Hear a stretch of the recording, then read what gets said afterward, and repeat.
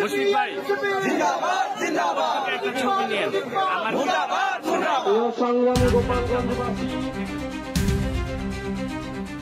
জাতীয় নাগরিক পার্টির আহ্বায়ক নাহিদ ইসলাম বলেছেন, আমরা আবার গোপালগঞ্জ যাব।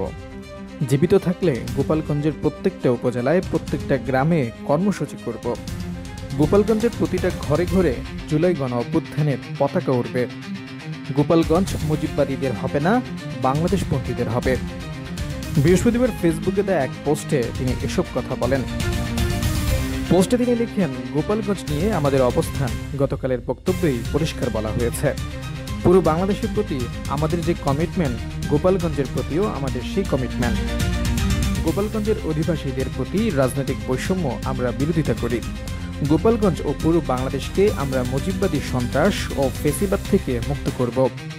আওয়ামী লীগ যুগের পর যুগ ধরে গোপালগঞ্জের মানুষের জীবনকে বিপন্ন করেছে, মুক্তিযুদ্ধকে কুলুষিত করেছে এবং সনাতন ধর্মাবলম্বীদের সঙ্গে বেইনসাফি করেছে। আমরা বলেছি আমরা এই পরিস্থিতির পরিবর্তন ঘটাব। আমরা যুদ্ধের আহ্বান নিয়ে যাইনি, আমাদের পূর্ব ঘোষিত শান্তিপূর্ণ কর্মসূচি ছিল। মুজিববাদী সন্ত্রাসীরা পরিকল্পিতভাবে হত্যার উদ্দেশ্যে সশস্ত্র হামলা চালায় আমাদের উপর, যেরকমটা জুলাই গণ অভ্যুত্থানেও হয়েছিল। আওয়ামী লীগ সবসময় একটা গৃহযুদ্ধ পরিস্থিতি তৈরি করতে চায়। গণ অভ্যুত্থানে আওয়ামী লীগের এত হত্যাযজ্ঞের পরও 5ই আগস্টের পরে অনেকে রিফাইন্ড আওয়ামী লীগ আনতে চেয়েছিল। তাদের মনে রাখা উচিত, আওয়ামী লীগ কোনো রাজনৈতিক দল নয়, আর এটা একটি সন্ত্রাসবাদী সংগঠন।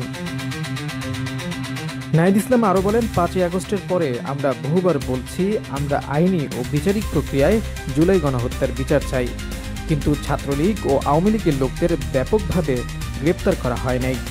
গ্রেপ্তার হলেও কোর্টে জামিন নিচ্ছে, থানা থেকে পালিয়ে যাচ্ছে। প্রশাসনের বিভিন্ন স্তরে ঘাপটি মেরে আছে ফেসিবাদের দোসর এবং দুর্নীতিবাজ কর্মকর্তা, যাদেরকে টাকা দিয়ে কিনে ফেলা যায়। নিষিদ্ধ সংগঠন ছাত্রলীগের পুরো বাংলাদেশের বিভিন্ন জায়গায় নেতাকর্মীরা গতকাল গোপালগঞ্জে ছিল। প্রশাসন ও নিরাপত্তা বাহিনী যেভাবে ইনস্ট্রাকশন দিয়েছে, সকালের নাস্তার পরেও সিকিউরিটি ক্লিয়ারেন্স পেয়ে আমরা গোপালগঞ্জে প্রবেশ করেছি। পদযাত্রা করিনি, পথসভা করেছি শুধু। গোপালগঞ্জের বিভিন্ন উপজেলা থেকে আমাদের লোকজনকে আসতে দেওয়া হয়নি, বিভিন্ন জায়গায় বাস আটকে দেওয়া হয়েছে। এরপরও শান্তিপূর্ণভাবে পথসভা শেষ করেছি। যাওয়ার পথে সশস্ত্র আক্রমণ চালিয়েছে আওয়ামী সন্ত্রাসীরা। নিরাপত্তা বাহিনী যেভাবে ইনস্ট্রাকশন দিয়েছে, আমরা সেভাবে সেখান থেকে বের হয়েছি।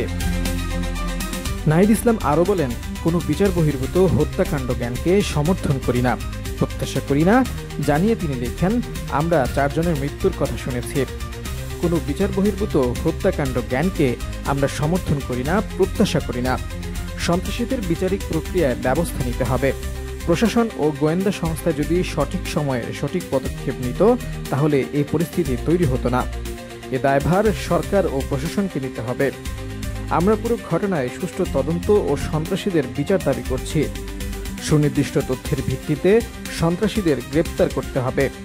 শুধু গোপালগঞ্জ নয়, সারা দেশে এই গ্রেপ্তার অভিযান চালাতে হবে।